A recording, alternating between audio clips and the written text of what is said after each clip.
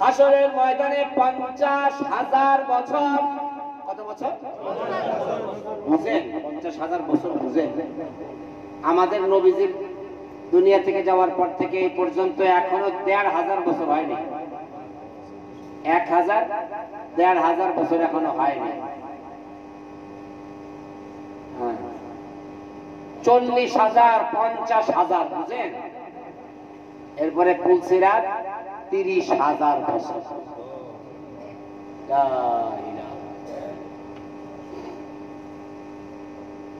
হাসরের ময়দানে 50,000 বছরের এক জিন্দেগি,